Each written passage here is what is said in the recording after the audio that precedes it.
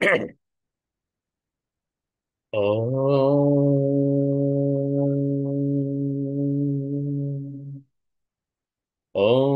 सहनाववतु सहनौ भुनक्तु सह वीर्यङ्करवावहै तेजस्विनावधतमस्तु मा विद्विषावहै। ॐ शान्तिः शान्तिः शान्तिः। ॐ यश्छन्दसां वृषभो विश्वरूपः छन्दोऽभ्योऽध्यमृतात् सम्बभूव समेन्द्रो मेधया स्पृणोतु अमृतस्य देवधारणो भूयासम् शरीरं मे वितर्षणम् जिह्वा मे मधुमत्तमा कर्णाभ्यां भूरिविश्रुवम् ब्रह्मणः कोशोऽसि मेधया पिहितः श्रुतं मे गोपाय। ॐ शान्तिः शान्तिः शान्तिः। हरिः ॐ श्रीगुरुभ्यो नमः। हरिः ॐ।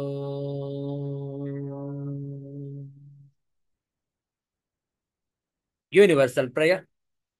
Let's chant this together. O hidden life, vibrant in every atom. O hidden light, shining in every creature. O hidden love, embracing all in oneness. May each who feels himself as one with thee know he is also one with every other. Om Shanti, Shanti, Shanti.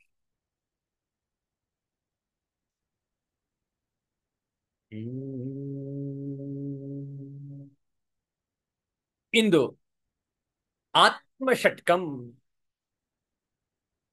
ಈ ಸ್ತುತಿಯ ಪಾರಾಯಣ ಅತ್ಯಂತ ಧ್ಯಾನಕ್ಕೆ ಯೋಗ್ಯವಾದಂತಹ ಸ್ತುತಿ ಇದು.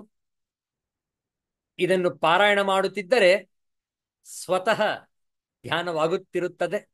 ಅಂತಹ ಪರಮೋತ್ಕೃಷ್ಟವಾದಂತಹ ಆತ್ಮವಿಚಾರವನ್ನು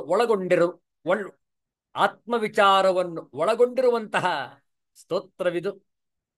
ಇದನ್ನು ಪಾರಾಯಣ ಮಾಡ್ತಾ ಧ್ಯಾನವನ್ನು ಕೂಡ ಅಭ್ಯಾಸ ಮಾಡುವ ಅಂತಹ ತತ್ವ ವಿಚಾರ ಉಳ್ಳಂತಹ ಸ್ತುತಿ ತಾವು ಕೂಡ ನಮ್ಮೊಡನೆ ಪಠಿಸಬಹುದು. ಸಾಹಿತ್ಯವನ್ನು ಪರದೆಯ ಮೇಲೆ ಹಂಚಿಕೊಂಡಿದ್ದೇನೆ.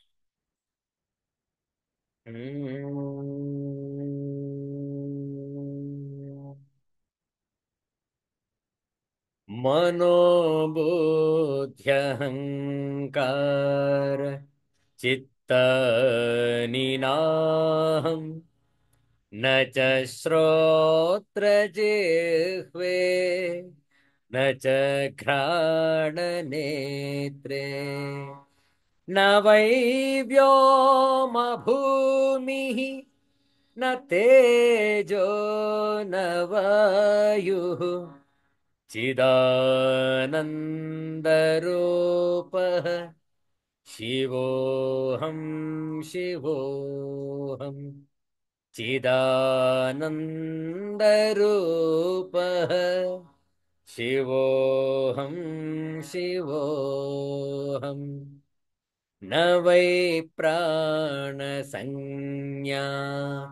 न वै पञ्चवायुः न वा सप्तधातुः न वा पञ्चकोशः न वाक्पाणिपादौ न चोपस्थपायु चिदानन्दरूपः शिवोऽहं शिवोऽहं चिदानन्दरूपः शिवोऽहं शिवोऽहम् न मे रागद्वेषौ न मे लोभमोह मदो नैव मे नैव मात्सर्यभावः न धर्मो न चार्थो न कामो न मोक्षः चिदानन्दरूपः शिवोऽहं शिवोऽहम् चिदानन्दरूपः शिवोऽहं शिवोऽहम् न पुण्यं न पापं न सौख्यं न दुःखं न मन्त्रो न तीर्थः न वेदा न यज्ञाः अहं भोजनं नैव भोज्यं न भोक्ता चिदानन्दरूपः शिवोऽहं शिवोऽहम् चिदानन्दरूपः शिवोऽहं शिवोऽहम् न मृत्युर्न शङ्का न मे जातिभेदः पिता नैव मे नैव माता न जन्म न बन्धुर्न मित्रं गुरुर्नैव शिष्यः चिदानन्दरूपः शिवोऽहं शिवोऽहम् चिदानन्दरूपः शिवोऽहं शिवोऽहम् अहं निर्विकल्पः निराकाररूपः विभुत्वाच्च सर्वत्र सर्वेन्द्रियाणां न चासङ्गतं नैव मुक्तेर्न बन्धः चिदानन्दरूपः शिवोऽहं शिवोऽहम् चिदानन्दरूपः शिवोऽहं शिवोऽहम् शिवोऽहं शिवोऽहम् शिवोऽहं शिवोऽहम्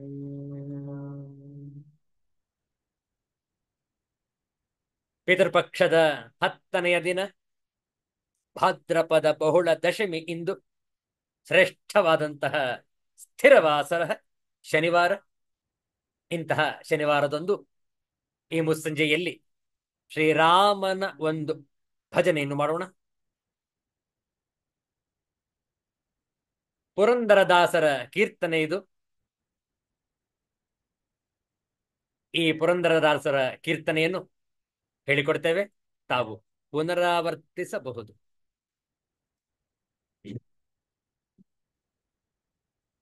ಶ್ರೀರಾಮ ರಾಮ ರಾಮೇತಿ ರಮೇ ರಾಮೇ ಮನೋರಮೇ ಸಹಸ್ರನಾಮ ತತ್ತುಲ್ಯಂ ರಾಮ ನಾಮ ವರಾನನೆ. ರಾಮೋ ರಾಜಮಣಿ ಸದಾ ವಿಜಯತೆ ರಾಮಂ ರಮೇಶಂ ಭಜೆ रामेणाभिहता निशाचरचमू रामाय तस्मै नमः। रामान्नास्ति परायणं परतरं रामस्य दासोऽस्म्यहम्। रामे चित्तलयः सदा भवतु मे। को राम माम् उद्धर। को राम माम् उद्धर।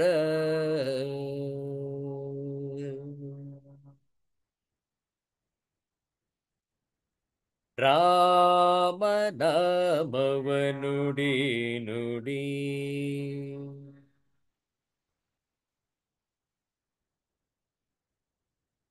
ರಾಮ ನಾಮವ ನುಡಿ ನುಡಿ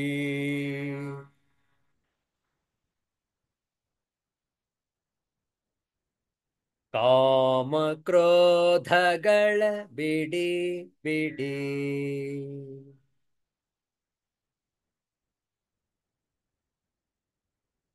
ಕಾಮ ಕ್ರೋಧಗಳ ಬಿಡಿ ಬಿಡಿ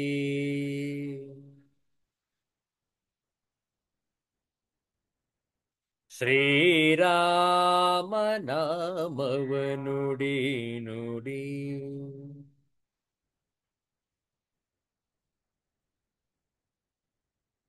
ಗುರುಗಳ ಚರಣವ ಹಿಡಿ ಹಿಡಿ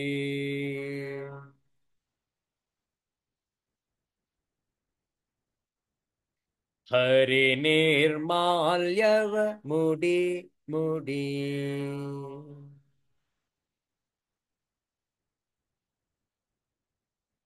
ಗುರುಗಳ ಚರಣವ ಹಿಡಿ ಹಿಡಿ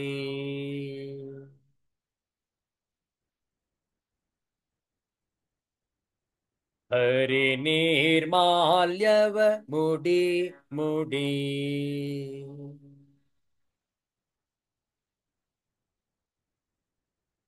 ಕರೆ ಕರೆ ಭವ ಪಾಶ ಕಡಿ ಕಡಿ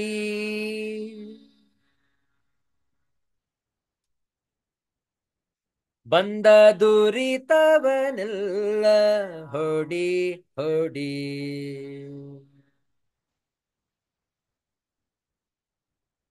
ಶ್ರೀರಾಮ ನಾಮವ ನುಡಿ ನುಡಿ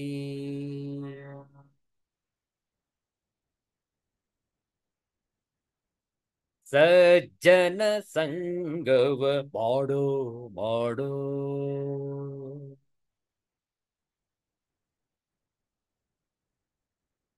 ದುರ್ಜನ ಸಂಗವ ಬಿಡೋ ಬಿಡೋ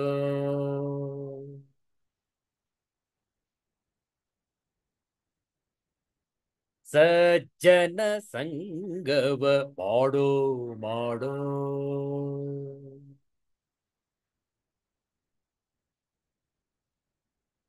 ದುರ್ಜನ ಸಂಗವ ಬಿಡೋ ಬಿಡೋ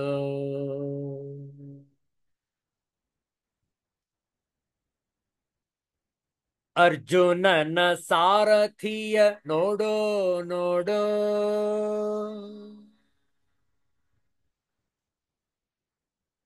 ಹರಿ ಭಜನೆಲಿ ಮನ ಇಡೋ ಇಡೋ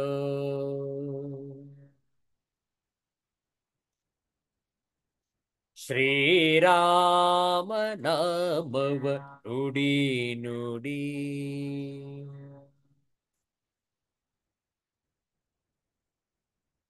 ಕರಿ ರಾಜವರದನ ಸಾರೋ ಸಾರೋ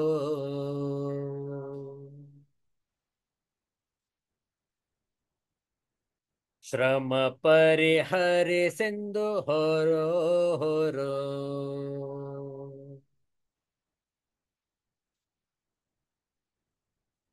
ಕರಿ ರಾಜವರದನ ಸಾರೋ ಸಾರೋ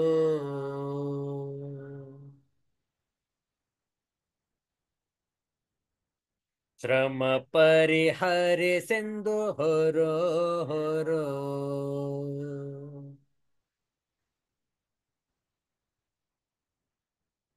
ವರದ ಭೀಮೇಶನ ದುರದಿರೋ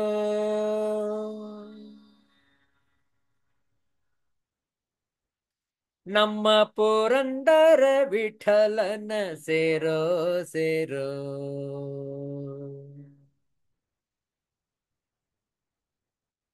ಶ್ರೀರಾಮ ನಾಮವ ನುಡಿ ನುಡಿ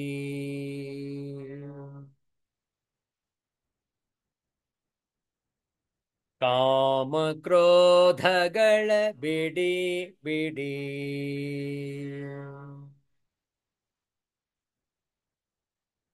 ಶ್ರೀರಾಮ ನಾಮವ ನುಡಿ ನುಡಿ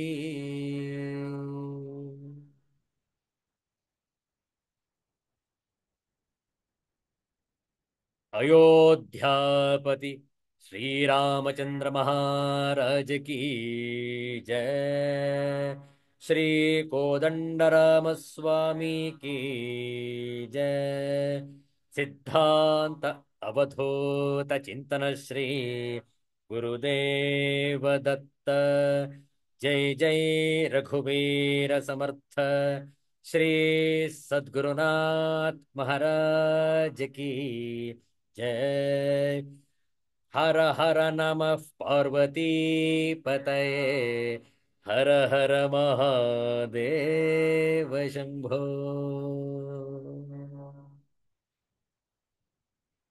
ಶ್ರೀಮದ್ ಭಗವದ್ಗೀತೆಯ ಪಾರಾಯಣವನ್ನು ಮಾಡೋಣ. ಕಳೆದ ವಾರ 11 ಅಧ್ಯಾಯದವರೆಗೆ ನಾವು ವಿಚಾರವನ್ನು ಮಾಡಿದ್ದೇವೆ.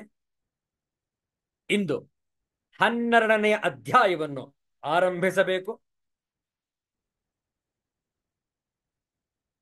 ಇದಕ್ಕೆ ಮೊದಲು 11ನೇ ಅಧ್ಯಾಯದ ಕೊನೆಯ ಕೆಲವು ಶ್ಲೋಕಗಳ ಪಾರಾಯಣ. ತಮ್ಮ ಪವಿತ್ರವಾದ ಗ್ರಂಥವನ್ನು ಮುಂದಿಟ್ಟುಕೊಂಡಿದ್ದೀರಿ ಅಂತ ಹೇಳಿ ಭಾವಿಸ್ತೇವೆ. ಶ್ರೀಮದ್ ಭಗವದ್ಗೀತಾ 11ನೇ ಅಧ್ಯಾಯ 52ನೆಯ ಶ್ಲೋಕದಿಂದ ಪಾರಾಯಣ ಆರಂಭ, ಕೊನೆಯ ಶ್ಲೋಕದವರೆಗೆ 52ರಿಂದ 55 ಒಟ್ಟಿಗೆ ಪಾರಾಯಣ ಮಾಡುವ. ಓಂ ಶ್ರೀ ಪರಮಾತ್ಮನೇ ನಮಃ.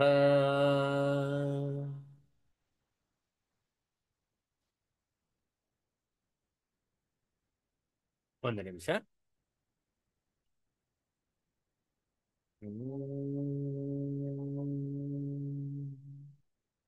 ಓಂ ಶ್ರೀ ಪರಮಾತ್ಮನೇ ನಮಃ. ಅಥ ಏಕಾದಶೋऽಧ್ಯಾಯಃ ವಿಶ್ವರೂಪದರ್ಶನಯೋಗಃ. ಶ್ರೀಭಗವಾನುವಾಚ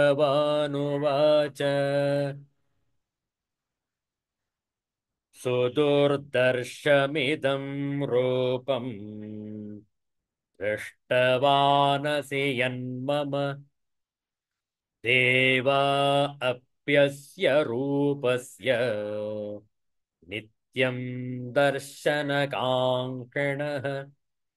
ನಾಹಂ ವೇದೈರ್ನ ತಪಸಾ ನ ದಾನೇನ ನ ಚೇಜ್ಯಯಾ ಶಕ್ಯ ಏವಂ ವಿಧೋ ದ್ರಷ್ಟುಂ ದೃಷ್ಟವಾನಸಿ ಮಾಂ ಯಥಾ ಭಕ್ತ್ಯಾ ತ್ವನನ್ಯಯಾ ಶಕ್ಯಃ ಅಹಮೇವಂ ವಿಧೋರ್ಜುನ ಜ್ಞಾತುಂ ದ್ರಷ್ಟುಂ ಚ ತತ್ವೇನ ಪ್ರವೇಷ್ಟುಂ ಚ ಪರಂತಪ. ಮತ್ಕರ್ಮ ಕೃನ್ಮತ್ಪರಮಃ ಮದ್ಭಕ್ತಃ ಸಂಗವರ್ಜಿತಃ ನಿರ್ವೈರಃ ಸರ್ವಭೂತೇಷು ಯಃ ಸ ಮಾಮೇತಿ ಪಾಂಡವ. ಓಂ ತತ್ಸದಿತಿ. ಶ್ರೀಮದ್ಭಗವದ್ಗೀತಾಸು ಉಪನಿಷತ್ಸು ಬ್ರಹ್ಮವಿದ್ಯಾಯಾಂ ಯೋಗಶಾಸ್ತ್ರೇ ಶ್ರೀಕೃಷ್ಣಾರ್ಜುನ ಸಂವಾದೇ विश्वरूपदर्शनयोगो नाम ಏಕಾದಶೋಧ್ಯಾಯಃ. ಭಕ್ತಿಯೋಗದ ಪ್ರಥಮ ಶ್ಲೋಕದ ಪಾರಾಯಣವನ್ನು ಮಾಡೋಣ ಒಟ್ಟಿಗೆ. ಅಥ ದ್ವಾದಶೋಧ್ಯಾಯಃ ಭಕ್ತಿಯೋಗಃ. ಅರ್ಜುನ ಉವಾಚ ಏವಂ ಸತತಯುಕ್ತಾಯೇ ಭಕ್ತಾಸ್ತ್ವಾಂ ಪರ್ಯುಪಾಸತೆ ಯೇ ಚಾಪ್ಯಕ್ಷರಮವ್ಯಕ್ತಂ ತೇಷಾಂ ಕೆ ಯೋಗವಿತ್ತಮಾಃ. ಹರಿಃ ಓಂ ಶ್ರೀ ಗುರುಭ್ಯೋ ನಮಃ. ಹರಿಃ ಓಂ.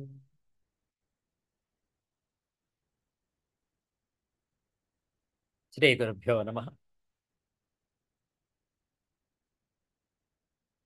ವಿಶ್ವರೂಪ ದರ್ಶನ ಯೋಗದ ಅಂತಿಮ ಭಾಗದಲ್ಲಿ ತಿಳಿಸಲಾಗಿತ್ತು, ಯಾರು ಅನನ್ಯ ಭಕ್ತಿಯಿಂದ ಭಗವಂತನ ಉಪಾಸನೆಯನ್ನು ಮಾಡುವರೋ ಅವರಿಗೆ ಮಾತ್ರ ವಿಶ್ವರೂಪ ದರ್ಶನದ ಯೋಗ ಸಾಧ್ಯ. ಹೌದಲ್ಲ? ಆ ಭಕ್ತಿ ನಮ್ಮಲ್ಲಿ, ನಮ್ಮ ಹೃದಯದ ಅಂತರಾಳದಲ್ಲಿ ಬೇರೂರಿರಬೇಕು. ಆಗ ಮಾತ್ರ ನಾವು ವಿಶ್ವರೂಪ ದರ್ಶನವನ್ನು ಮಾಡಲು ಸಾಧ್ಯ. ಭಗವಂತನ ದರ್ಶನವನ್ನು ಸ್ಪಷ್ಟವಾಗಿ ಮಾಡಬಹುದು, ಇದರಲ್ಲಿ ಯಾವ ಸಂಶಯವೂ ಇರುವುದಿಲ್ಲ. ಕ್ವಾಲಿಫಿಕೇಶನ್ ಈಸ್ ಓನ್ಲಿ ಒನ್, ಭಕ್ತಿ. ವಿಚಾರ ಮಾಡಿ, ಯಾರಲ್ಲಿ ಭಕ್ತಿ ಇದೆಯೋ ಅವರಲ್ಲಿ ಆಂತರಿಕ ಶಕ್ತಿ ಇರುತ್ತೆ. ಭಕ್ತಿ ಅಂದ್ರೆ ಅರ್ಥ ಏನು? ಅತೀವವಾದಂತಹ ಶ್ರದ್ಧೆಗೆ ಹೆಸರು ಭಕ್ತಿ. ಈಗ ನೋಡಿ, ಪಿತೃಪಕ್ಷ ನಡೀತಾ ಇದೆ. ಇಂದು ಭಾದ್ರಪದ ಬಹುಳ ದಶಮಿ, ನಾಳೆ ದಿವಸ ವಿಶೇಷವಾದಂತಹ ದಿನ ಆದಿತ್ಯವಾಸರ. ಹೌದಲ್ಲ? ಸೂರ್ಯೋಪಾಸನೆ. ಇಂದು ಭಾದ್ರಪದ ಬಹುಳ ಏಕಾದಶಿ. ಹೌದಲ್ಲ? ಆಗಲೇ ದಶಮಿ ಎಂದಿದ್ದು ಅಲ್ಲ, ಇಂದು ಏಕಾದಶಿ, ಪವಿತ್ರವಾದಂತಹ ಸ್ಥಿರವಾಸರ, ಶನಿವಾರ. ವಿಚಾರ ಮಾಡಿ. ಪಿತೃಪಕ್ಷದಲ್ಲಿ ಪಿತೃಗಳಿಗೆ ನಾವು ತರ್ಪಣವನ್ನು ಬಿಡ್ತೇವೆ. ಹೌದಲ್ಲ? ಯಾತಕ್ಕೆ? ನಾವು ಸಲ್ಲಿಸುವಂತಹ ಕೃತಜ್ಞತೆ. ಹೌದಲ್ಲ? ಅತೀವವಾದಂತಹ ಶ್ರದ್ಧೆ ಹಿರಿಯರಲ್ಲಿ. ಅದಕ್ಕೋಸ್ಕರವೇ ಈ ಕ್ರಿಯೆಗಳಿಗೆ ಹೆಸರು ಶ್ರಾದ್ದ. ಹೌದಲ್ಲ? ಶ್ರಾದ್ದ ಅಂದ್ರೆ ಅರ್ಥ ಏನು? ಶ್ರದ್ಧೆಯಿಂದ ಯಾವುದನ್ನು ಮಾಡಲ್ಪಡುತ್ತದೆಯೋ ಅದು ಶ್ರಾದ್ದ. ಪಿಂಡ ಪ್ರದಾನ, ತಿಲತರ್ಪಣ, ಇದೆಲ್ಲವೂ ಕೂಡ ಶ್ರದ್ಧೆಯಿಂದ ಅರ್ಪಿಸುವಂಥದ್ದು. ಆದ್ದರಿಂದಲೇ ಇದಕ್ಕೆ ಹೆಸರು ಶ್ರಾದ್ದ. ಹೌದಲ್ಲ? ಇನ್ನು ಕೆಲವೇ ದಿವಸಗಳಲ್ಲಿ ಮಹಾಲಯ ಅಮಾವಾಸ್ಯೆ, ಭಾದ್ರಪದ ಮಾಸದ ಕೊನೆಯ ದಿನ. ಆನಂತರ ಅಶ್ವಯುಜ ಮಾಸ, ನವರಾತ್ರಿ ಆರಂಭ, ದೇವಿಯ ಉಪಾಸನೆ. ವಿಚಾರ ಮಾಡಿ. ಅತೀವವಾದ ಶ್ರದ್ಧೆಗೆ ಹೆಸರು ಭಕ್ತಿ. ಭಗವಂತನನ್ನು ಯಾವ ರೂಪದಲ್ಲಾದರೂ ಕೂಡ ಉಪಾಸಿಸಿರಿ, ದೇವಿಯ ರೂಪದಲ್ಲಿ ಅಥವಾ ಪುರುಷನ ರೂಪದಲ್ಲಿ, ಎಲ್ಲವೂ ಒಂದೇ. ಭಗವಂತನಲ್ಲಿ ಯಾವ ತಾರತಮ್ಯ ಇಲ್ಲ, ಯಾವ ಭೇದ ಭಾವವಿಲ್ಲ. ಭಗವಂತನನ್ನು ಯಾವ ರೂಪದಲ್ಲೂ ಕೂಡ ನೋಡಿದರೂ ಅದು ಭಕ್ತಿ. ಭಕ್ತಿಯೇ. ಹೌದಲ್ಲ? ಆ ಭಕ್ತಿಯ ಶಕ್ತಿಯೇ ನಮ್ಮ ನಿಮ್ಮೆಲ್ಲರ ಶ್ರದ್ಧೆ, ಆಸ್ಥೆ, ವಿಶ್ವಾಸ, ನಂಬಿಕೆ. ವಿಚಾರ ಮಾಡಿ. ಅವರಿಗೆ ಮಾತ್ರ ಸಾಧ್ಯ ಭಗವಂತನ ದರ್ಶನ. ಯಾರಲ್ಲಿ ಶ್ರದ್ಧೆ ಇಲ್ಲ ಅವರಿಗೆ ಖಂಡಿತವಾಗಲು ದೈವ ದೈವಾನುಗ್ರಹದ ದೈವತ್ವದ ಪ್ರಾಪ್ತಿ ಇಲ್ಲ. ಯಾಕೆ? ಶ್ರದ್ಧೆಯೇ ಇಲ್ಲ ಅವರಲ್ಲಿ. ಆಲಸ್ಯ, ಜಾಡ್ಯ, ಪ್ರಾಪಂಚಿಕತನ, ಇನ್ನೂ ಕೂಡ ಭೋಗಿಸಬೇಕು ಎನ್ನುವ ಅಭಿಲಾಷೆ ಇರುವುದರಿಂದ ಅವರಲ್ಲಿ ಭಕ್ತಿ ಅಂಕುರಿಸುವುದಿಲ್ಲ, ಶ್ರದ್ಧೆ ಇಲ್ಲವೇ ಇಲ್ಲ. ವಿಚಾರ ಮಾಡಿ. ಆದ್ರಿಂದಲೇ ಭಗವಂತ 11ನೇ ಅಧ್ಯಾಯದ ಕೊನೆಯ ಶ್ಲೋಕದಲ್ಲಿ ಹೇಳಿದ್ದು ನೋಡಿ. ಆ ಪದಗಳು ಎಷ್ಟು ಚೆನ್ನಾಗಿದೆ. ಮತ್ಕರ್ಮ ಕೃತ್ ಮತ್ಪರಃ ಮದ್ಭಕ್ತಃ ಸಂಗವರ್ಜಿತ ನಿರ್ವೈರ. ಈ 5 ಪದಗಳು ನಾವು ಮತ್ತೆ ಮತ್ತೆ ಮನನ ಮಾಡಬೇಕು. ಏನು ಮತ್ಕರ್ಮ ಕೃತ್ ಅಂದ್ರೆ ನೋಡಿ, ಯಜ್ಞ, ದಾನ, ಜಪ, ಕೀರ್ತನೆ, ಧ್ಯಾನ, ಸತ್ಸಂಗ, ಸ್ವಾಧ್ಯಾಯ ಇತ್ಯಾದಿ ಭಗವತ್ ಸಂಬಂಧಿ ಕರ್ಮಗಳನ್ನು ಮತ್ತು ಇತರ ಕರ್ತವ್ಯ ಕರ್ಮಗಳನ್ನು ನಿಷ್ಕಾಮ ಭಾವದಿಂದ ತಾನು ನಿಮಿತ್ತ ಮಾತ್ರ ತಿಳಿದು ಭಗವಂತನಿಗಾಗಿಯೇ, ಕೇವಲ ಭಗವಂತನ ಸಂತೋಷಕ್ಕಾಗಿಯೇ ಭಗವಂತನ ಆಜ್ಞಾನುಸಾರ ಮಾಡುವಂತಹ ಕೈಂಕರ್ಯ ಮತ್ಕರ್ಮ ಕೃತ್.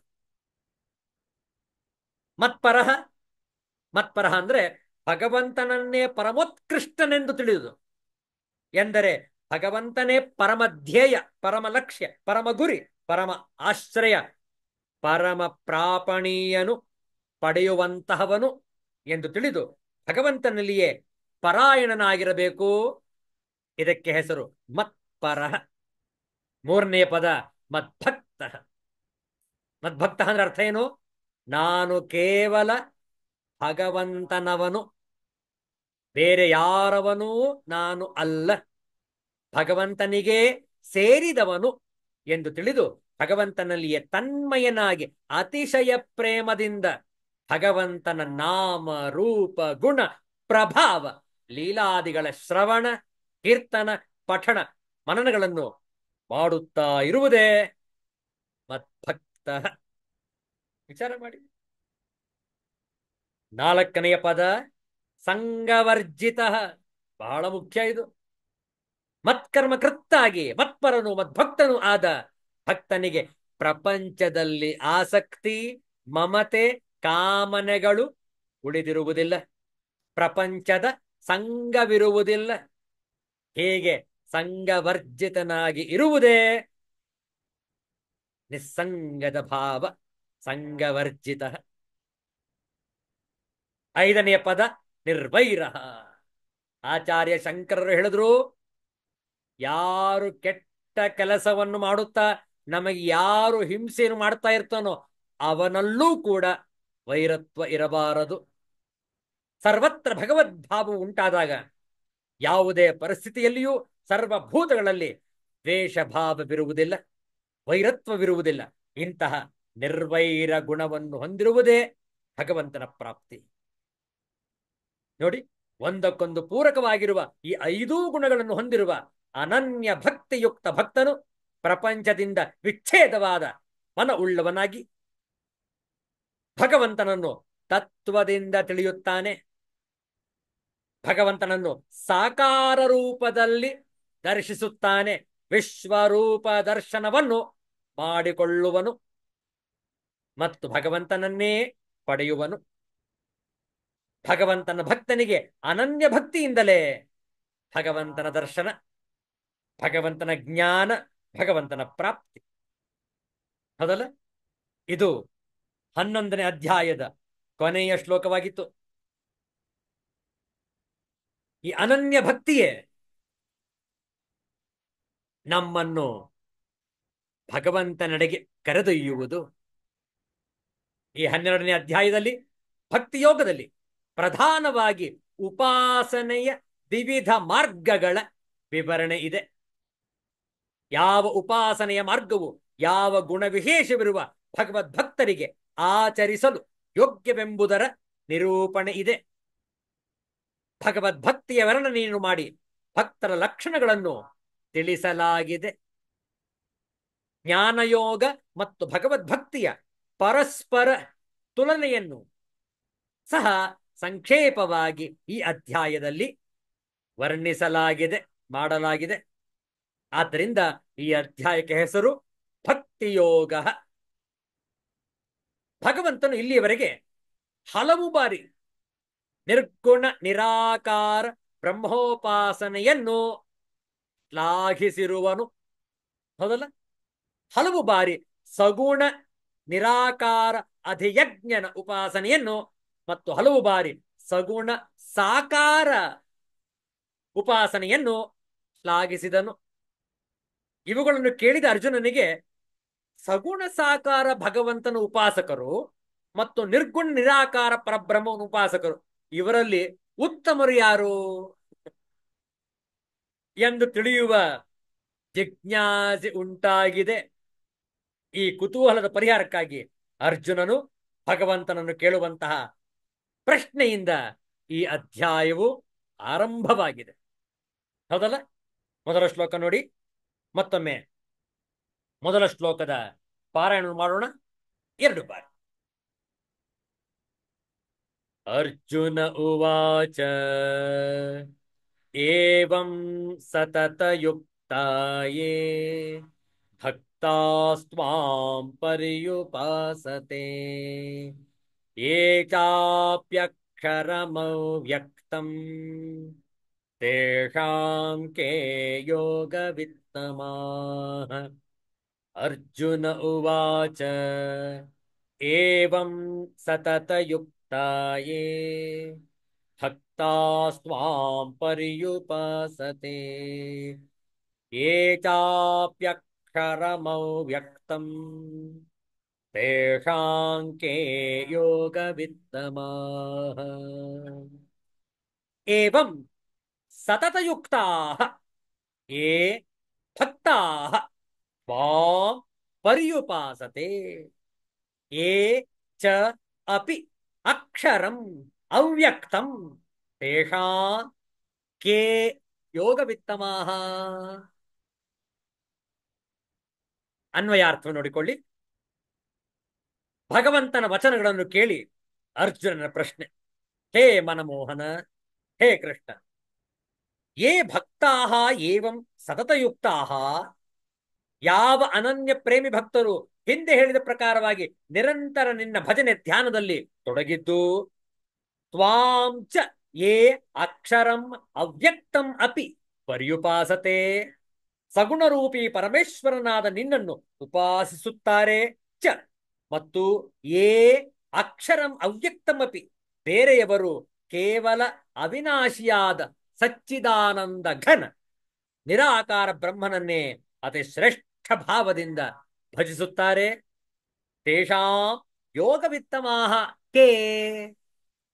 ಈ ಎರಡೂ ಪ್ರಕಾರದ ಉಪಾಸಕರಲ್ಲಿ ಅತ್ಯುತ್ತಮ ಯೋಗವೆತ್ತರು ಯಾರು ಆಗಿದ್ದಾರೆ? ಅರ್ಜುನನ ಪ್ರಶ್ನೆ. ತಾತ್ಪರ್ಯ ನೋಡಿ. ಅರ್ಜುನನು ಹೇಳಿದನು ಅಥವಾ ಕೇಳಿದನು, ಅನನ್ಯ ಪ್ರೇಮಿ ಭಕ್ತ ಜನರು ಹಿಂದೆ ಹೇಳಿದಂತೆ ನಿರಂತರ ನಿನ್ನ ಭಜನೆ ಧ್ಯಾನದಲ್ಲಿ ತೊಡಗಿದ್ದು, ಸಗುಣರೂಪಿ ಪರಮೇಶ್ವರನಾದ ನಿನ್ನನ್ನು ಉಪಾಸಿಸುತ್ತಾರೆ.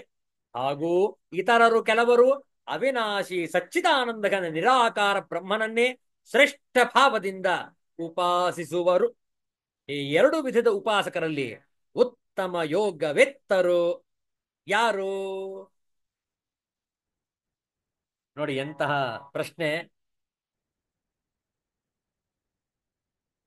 ಇದು. ಸ್ವಲ್ಪ ಉತ್ತರವನ್ನು ಕೊಡಲು ಕಷ್ಟವೇ ಸರಿ. ಕಾರಣ ಇಬ್ಬರೂ ಭಕ್ತರೇ. ಒಬ್ಬ ಸಗುಣ ಸಾಕಾರ ಮೂರ್ತಿಯನ್ನು ಪೂಜಿಸುವವ, ಭಜಿಸುವ, ಮತ್ತೊಬ್ಬ ನಿರ್ಗುಣ ನಿರಾಕಾರ ಉಪಾಸಕ, ಧ್ಯಾನಿ. ವಿಚಾರ ಮಾಡಿ, ಯಾರು ಶ್ರೇಷ್ಠರು? ನಾವು ನೀವು ಉತ್ತರ ಕೊಡುವುದಾದ್ರೆ ಇಬ್ಬರು ಶ್ರೇಷ್ಠರೇ ಅಂದ್ಬಿಡ್ತೇವೆ. ಯಾಕೆ? ಕಾನ್ಫ್ಲಿಕ್ಟೇ ಬೇಡ, ಗೊಂದಲವೇ ಬೇಡ. ಹೌದಲ್ಲ? ಇಬ್ಬರು ಒಳ್ಳೆಯವರೇ, ಇಬ್ಬರು ಕೂಡ ಉತ್ತಮರೇ. ನಮ್ಮ ನಿಮ್ಮ ಉತ್ತರ. ಆದ್ರೆ ಭಗವಂತ ಹಾಗೆ ಉತ್ತರ ಕೊಡೋದಿಲ್ಲ, ಸ್ಪಷ್ಟವಾದ ಉತ್ತರ ಕೊಡ್ತಾನೆ ನೋಡಿ. ಮತ್ತೊಮ್ಮೆ ನೋಡುವ. ಅರ್ಜುನ ಕೇಳ್ತಾನೆ ಪ್ರಶ್ನೆ ನೋಡಿ. ಹೇ ಮನಮೋಹನ, ನಿತ್ಯ ನಿರಂತರ ಭಜನೆ ಧ್ಯಾನಗಳಲ್ಲಿ ನಿರತರಾಗಿ ಅನನ್ಯ ಪ್ರೇಮದಿಂದ ಸಗುಣ ಸಾಕಾರ ಭಗವಂತನಾದ ನಿನ್ನನ್ನು ಉಪಾಸನೆ ಮಾಡುವ ಭಕ್ತರು ಮತ್ತು ನಿರ್ಗುಣ ನಿರಾಕಾರ ಬ್ರಹ್ಮನ ಉಪಾಸಕರು ಇವರಲ್ಲಿ ಯಾರು ಉತ್ತಮರು ಎಂಬುದನ್ನು ತಿಳಿಸು. ಪ್ರಶ್ನೆ ಅರ್ಥ ಆಗಿದೆ ಅಲ್ಲ? ಯಾಕಂದ್ರೆ ಪ್ರಶ್ನೆ ಅರ್ಥವಾಗಿ ಬಿಟ್ರೆ ಉತ್ತರವೂ ಕೂಡ ಸುಲಭವಾಗಿ ಅರ್ಥವಾಗುವುದು. ಪ್ರಶ್ನೆಯೇ ಅರ್ಥವಾಗದಿದ್ದರೆ ಉತ್ತರವೂ ಕೂಡ ಅರ್ಥವಾಗುವುದಿಲ್ಲ, ಹೌದಲ್ಲ? We need to understand the question first so that the answer becomes easy to understand. Think. ಪ್ರಶ್ನೆ ಏನು?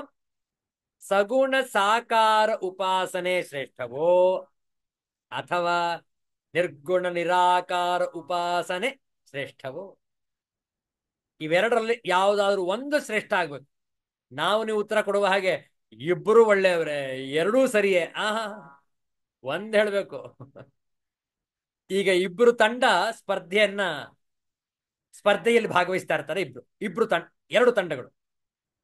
ಈ ಕಡೆ ಒಂದು ತಂಡ ಇಷ್ಟು ಜನ, ಆ ಕಡೆ ಒಂದು ತಂಡ ಇಷ್ಟು ಜನ. ಸ್ಪರ್ಧೆ ಅಂದ ಮೇಲೆ ಎರಡೇ ತಂಡ ಇರುವುದು. ಒಬ್ಬರು ಗೆದ್ದರೆ ಮತ್ತೊಬ್ಬರು ಸೋಲಬೇಕು. ಇಬ್ಬರೂ ಗೆದ್ದರು ಅನ್ನೋದ್ರೆ ಅದು ಸ್ಪರ್ಧೆ ಆಗ್ಲಿಕ್ಕಿಲ್ಲ, ಹೌದಲ್ಲ? ಇಬ್ಬರಿದ್ದರೆ, ಎರಡು ತಂಡಗಳಿದ್ದರೆ ಒಂದು ತಂಡ ಸೋಲಬೇಕು. ಇವರು ಸೋತಿರುವುದಾದರೆ ಇನ್ನೊಂದು ತಂಡ ಗೆದ್ದಿದೆ, ಹೌದಲ್ಲ? ಒಬ್ಬರು ಸೋಲ್ಲೇಬೇಕು, ಒಬ್ಬರು ಗೆಲ್ಲಬೇಕು. ಯಾರ ತಂಡ ಗೆಲ್ಲತ್ತೆ? ಯಾರ ತಂಡ ಉತ್ತಮವಾಗಿ ಆಡಿದೆಯೋ, ಉತ್ತಮವಾದಂತಹ ಪ್ರದರ್ಶನ ಮಾಡಿದೆಯೋ ಆ ತಂಡವೇ ಗೆಲ್ಲುತ್ತೆ, ಹೌದಲ್ಲ? ಹಾಗಾದ್ರೆ ಸಗುಣ ಸಾಕಾರ ಉಪಾಸಕರು ಶ್ರೇಷ್ಠವೋ ನಿರ್ಗುಣ ನಿರಾಕಾರ ಉಪಾಸಕರು ಶ್ರೇಷ್ಠವೋ? ಪ್ರಶ್ನೆಗೆ ಕೇವಲ ಒಂದೇ ಉತ್ತರ ಬರಬೇಕು, ಎರಡು ಉತ್ತರ ಅಲ್ಲ. ನಿಮ್ಮ ಅಭಿಪ್ರಾಯ ಇಬ್ಬರು ಕೂಡ ಶ್ರೇಷ್ಠರೇ, ಹೌದಲ್ಲ? ಈ ಉತ್ತರವನ್ನು ನೋಡುವ ಮೊದಲು, ತಿಳಿದುಕೊಳ್ಳುವ ಮೊದಲು ಡಾಕ್ಟರ್ ಡಿ.ವಿ. ಗುಂಡಪ್ಪನವರೊಂದು ವಿಚಾರಧಾರೆಯನ್ನು ನಾವು ಮಾಡಬೇಕು. ಕಾರಣ ಇದರಲ್ಲೇ, ಈ ಉತ್ತರದಲ್ಲೇ ಗೊತ್ತಾಗುತ್ತೆ ನಮಗೆ ಸಗುಣ ಶ್ರೇಷ್ಠವೋ ನಿರ್ಗುಣ ಶ್ರೇಷ್ಠವೋ, ಸಾಕಾರ ಉತ್ತಮವೋ ನಿರಾಕಾರ ಉತ್ತಮವೋ ಗೊತ್ತಾಗುತ್ತೆ.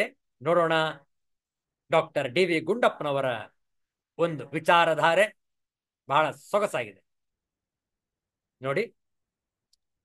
ಮಂಕುತಿಮ್ಮನ ಕಗ್ಗದ 138ನೇ ಕಗ್ಗ ಒಮ್ಮೆ ಹಾಡ್ತೇವೆ, ನೋಡಿಕೊಳ್ಳಿ.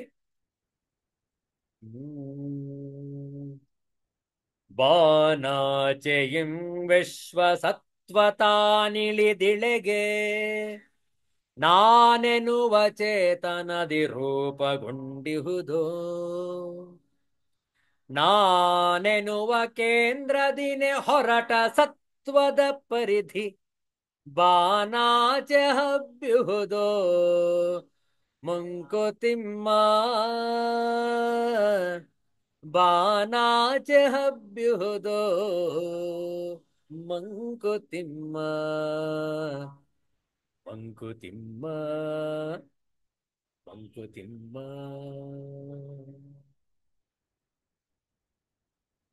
ಆಂಗ್ಲ ಭಾಷೆಯ ಅನುವಾದ ಇದೆ ನೋಡಿ. Has the cosmic spirit from beyond the sky descended into this earth and taken form of one's conscience? Or the essence radiating from one's center has reached beyond the skies? Mankutimma. See the note by the translator. This is the classical dilemma. Are we all part of one huge world, or does each one of us have our own worlds in our own minds? Each such world limited only by the creativity of the mind? ವಾಚ್ಯಾರ್ಥ ನೋಡಿಕೊಳ್ಳಿ. ಬಾನಾಚೆಯಿ, ಬಾನ plus ಆಚೆಯಿಂದ beyond the skies. ತಾನಿಳಿದಿಳೆಗೆ, ತಾನು ಇಳಿದು ಇಳೆಗೆ. ಆಕಾಶದಾಚೆ ಅಂದರೆ ನಮಗಿಂತ ಬಹಳ ದೂರದ ಇರುವ ವಿಶ್ವಸತ್ವವು ತಾನು ಈ ಭೂಮಿಗೆ ಇಳಿದು ನಾನು ಎನ್ನುವ ಚೇತನದ ರೂಪ ತಳೆದಿದೆಯೋ, ಅಥವಾ ನಾನು ಎನ್ನುವ ಒಂದು ಬಿಂದುವಿನಿಂದ ಹೊರಟ ಸತ್ವವು ಆಕಾಶದಾಚೆ ಹಬ್ಬಿಹುದೋ ಎಂದು ಒಂದು ಜಿಜ್ಞಾಸಾಭರಿತ ಉದ್ಗಾರವನ್ನು ಎತ್ತುತ್ತಾರೆ ಮಾನ್ಯ ಗುಂಡಪ್ಪನವರು ಈ ಕಗ್ಗದಲ್ಲಿ. ವ್ಯಾಖ್ಯಾನ ನೋಡಿಕೊಳ್ಳಿ. ಒಂದು ಜೀವಿ ಈ ಭೂಮಿಗೆ ಬರಬೇಕಾದ್ರೆ ಪರಮಚೇತನದ ಒಂದು ಅಂಶವನ್ನು ಪಡೆದು ಒಂದು ಜೀವಿಯಾಗಿ ಈ ಜಗತ್ತಿನಲ್ಲಿ ಜೀವಿಸುತ್ತದೆ. ಇದನ್ನೇ ಗುಂಡಪ್ಪನವರು ತಾನಿಳಿದಿಳೆಗೆ, ತಾನು ಇಳಿದು ಇಳೆಗೆ ಎನ್ನುತ್ತಾರೆ. ಒಂದೊಂದು ಜೀವಿಗೆ ಒಂದೊಂದು ಆಯುವಿನ ಕಾಲ. ಆಯಸ್ಸು ಮುಗಿದಂತೆ ದೇಹ, ಮನಸ್ಸು, ಬುದ್ಧಿಗಳ ಸಂಘವನ್ನು ಆ ಚೇತನ ತೊರೆದು ಹೋಗುತ್ತದೆ. ಹೋದದ್ದು ಎಲ್ಲಿಗೆ ಹೋಗುತ್ತದೆ ಎನ್ನುವುದನ್ನು ಕಠೋಪನಿಷತ್ತಿನಲ್ಲಿ ಯಮ ನಚಿಕೇತನಿಗೆ ಆತ್ಮತತ್ವವನ್ನು ಹೇಳುವಾಗ ಹೇಳುತ್ತಾನೆ. ಆತ್ಮದೇಹವನ್ನು ತೊರೆದು ತನ್ನೊಡನೆ ಈ ಜನ್ಮದಲ್ಲಿ ಸಂಚಿತವಾದ ಎಲ್ಲ ವಾಸನೆಗಳನ್ನು ಪೂರ್ವಕರ್ಮ ರೂಪದಲ್ಲಿ ತನ್ನ ಸುತ್ತ ಒಂದು ಸೂಕ್ಷ್ಮ ಶರೀರದಲ್ಲಿ ಕೊಂಡು ಹೋಗುತ್ತದೆ.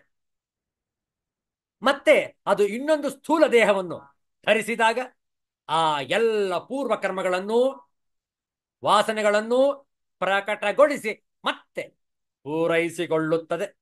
ಅಲ್ಲಿಯ ತನಕ ಆಕಾಶದಲ್ಲಿ ಅಣುರೂಪದಲ್ಲಿ ಗಾಳಿಯಲ್ಲಿ ಸೇರಿಕೊಂಡಿರುತ್ತದೆ. ಪುನರಪಿ ಜನನಂ ಪುನರಪಿ ಮರಣ ಎಂದು ಆಚಾರ್ಯ ಶಂಕರರು ಹೇಳುವಂತೆ, ಅಥವಾ ಜಾತಸ್ಯ ಮರಣಂ ಧ್ರುವಂ ಧ್ರುವಂ ಜನ್ಮ ಮೃತಸ್ಯ ಚ ಎಂದು ಭಗವಾನ್ ಶ್ರೀ ಕೃಷ್ಣ ಹೇಳಿದಂತೆ ಆತ್ಮವು ಮತ್ತೆ ಮತ್ತೆ ಜನ್ಮ ತಳೆಯುತ್ತದೆ. ಹೀಗೆ ಆಕಾಶ ತತ್ವದಲ್ಲಿರುವ ಆ ಬೃಹತ್ ಚೇತನದಿಂದ ಒಂದು ಅಂಶ ಧರೆಗೆ, ದೇಹಧಾರಣೆಗೆ ಬರುತ್ತದೆ, ಬಂದು ಜೀವಿಸುತ್ತದೆ, ಮತ್ತೆ ಆಕಾಶಕ್ಕೇರುತ್ತದೆ, ಮತ್ತೆ ಬರುತ್ತದೆ, ಮತ್ತೆ ಹೋಗುತ್ತದೆ. ಪ್ರತಿ ಬಾರಿ ಬಂದಾಗಲೂ ಒಂದು ಬಿಂದುವಿನಂತೆ ಇಲ್ಲಿರುತ್ತದೆ. ಇಲ್ಲಿನ ಹಲವಾರು ಬಿಂದುಗಳೊಡನೆ ಸಂಬಂಧದ ಚಕ್ರಗಮನ.